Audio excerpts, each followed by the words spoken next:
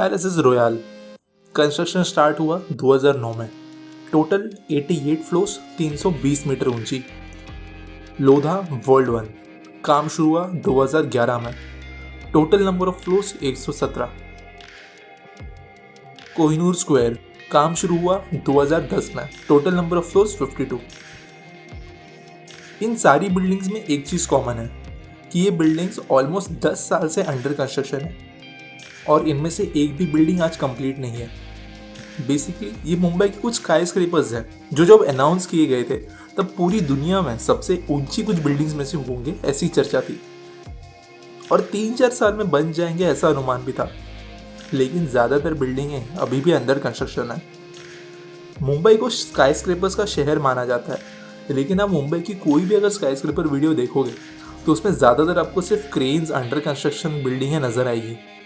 ये सारी बिल्डिंगें टाइम पर क्यों पूरी नहीं हो पाती है और इनके इतने फ्लोर्स जो है वो कम क्यों कर दिए जाते हैं, आज इस वीडियो में हम ये बातें समझेंगे।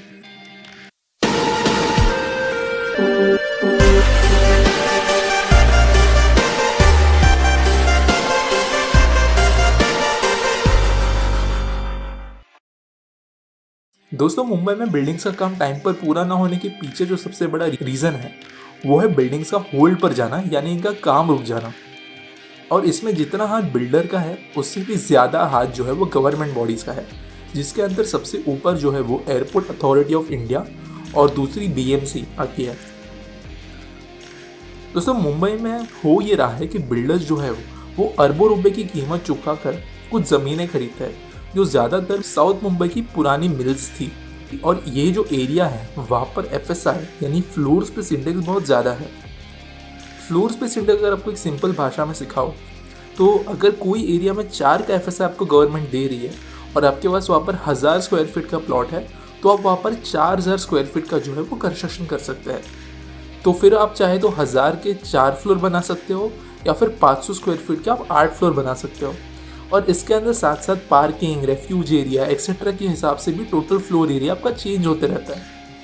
अब बिल्डर इस ज़्यादा FSI की कंडीशंस में फिट होकर जो है वो 80, 90, 100 फ्लोर्स की बिल्डिंगें जो है वो पास करते थे और बहुत सारी मार्केटिंग करके ये फ्लैट्स बेच भी देते हैं करोड़ों की कीमत पर। लेकिन इसमें एक इशू ऐसा आ जाता है कि नॉर्मली जब बिल्डिंग बनती है उस समय पर एयरपोर्ट अथॉरिटी की परमिशन की ज़रूरत नहीं पड़ती है उसका काम शुरू करने के लिए।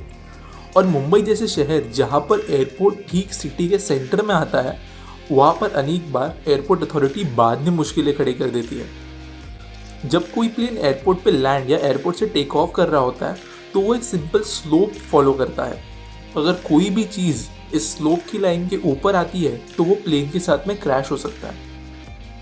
अगर आप वर्ल्ड 1 का एग्जाम्पल लो तो यहाँ एयरपोर्ट अथॉरिटी के हिसाब से सिर्फ 285 मीटर्स की परमिशन दी जानी चाहिए, यानी सिर्फ 80 फ्लोर्स की, जबकि ओरिजिनल प्लान 117 फ्लोर्स का था।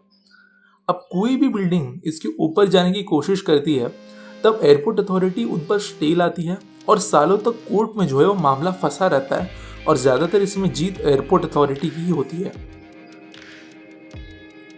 बिल्डर्स का यह कहना है कि जो फ्लाइट पाथ मुंबई के दोनों रनवेज में फ्लाइट्स यूज़ कर दी है वो कोई भी जहाँ पर उनकी बिल्डिंगें बन रही है वहाँ से नहीं पास होती है, लेकिन एयरपोर्ट अथॉरिटी का कहना है कि ये फ्लाइट पाथ के बीच में आते हैं। इसके अलावा कुछ बिल्डिंग्स ऐसी है जो FSI के चक्कर में फंसी हुई है, कुछ जो है वो इन्वेस्टर्स और बिल्डर्स के झगड़ों के बीच में फंसी हुई है। एग्जाम्पल कोहिनूर स्क्वायर एक ऐसी बिल्डिंग है जिसका काम आज बहुत ज़ोरों शोरों से चल रहा है, लेकिन सालों तक ये बिल्डिंग जो है वो अटकी पड़ी थी। कोहिनूर स्क्वायर जो है वो पूरे इंडिया की सबसे बड़ी मिक्स्ड यूज बिल्डिंग है और यहाँ पे उन्होंने कमर्शियल प्लस रेसिडेंशियल का जो अलग अलग FSI होता है उसको यूज़ करके गलत प्लान जो है वो पास कर लिया था और सालों तक ये केस जो है वो कोर्ट में अटका रहा। लेकिन हर बिल्डिंग की किस्मत ऐसी नहीं होती है जो कोर्ट के मामलों से छूट जाए। पैलेसेस रॉयल इंडिया की सबसे ऊंची इनकम्प्लीट बिल्डिंग है। इनफैक्ट अगर इस बिल्डिंग के टॉप पॉइंट से आप कंसिडर करो तो ये आज भी इंडिया की सबसे ऊंची बिल्डिंग है, लेकिन सालों से इस बिल्डिंग का कंस्ट्रक्शन रुका हुआ है।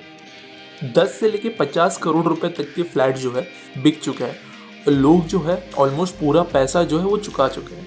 इस बिल्डिंग में बहुत सारे इशू हुए थे इन्वेस्टर्स और बिल्डर्स के बीच में। साथ साथ जो है बिल्डर्स ने FSI में रेफ्यूज एरिया, पार्किंग जैसे एरिया को जो है वो यूज़ करके बेचने की कोशिश की थी और ये मामला जो है बहुत सालों तक कोर्ट में अटका हुआ था।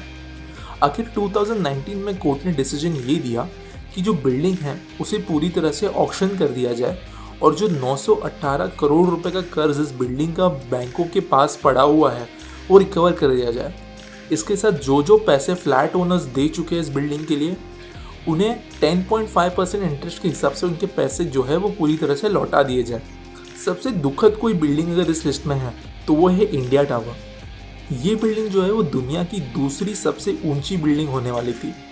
बहुत लोगों को ये नहीं पता है कि 2008 में जो है इंडिया टावर का काम शुरू हो गया था और फाउंडेशन जो है वो बना दिया गया था और 127 फ्लोर ऊंची इस 700 मीटर से लंबी बिल्डिंग में जो है कई बिल्डरों का पैसा लगा हुआ था।